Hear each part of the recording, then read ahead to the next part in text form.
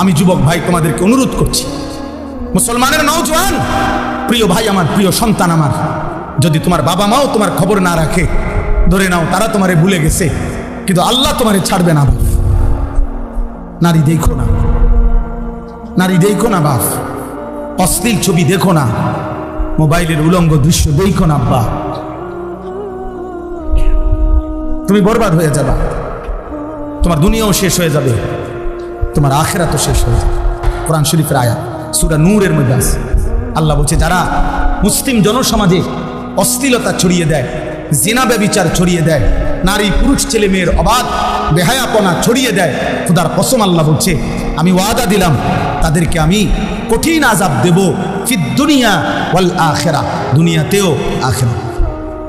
পরে আমি বেইজ্জতি করে দেব, ওকে আমি অপমানিত করব, ওরে কষ্ট দেব, যদি ও লজ্জা পাবেই পাবে আজ কিংবা কাল। এই জন্য কোনো ব্যভিচারী, অসৎ চরিত্রের অধিকারী, নারী পুরুষের জিনা ব্যভিচার সহ হারাম সম্পর্ক যার, সে কোনোদিন সুখ পায় না।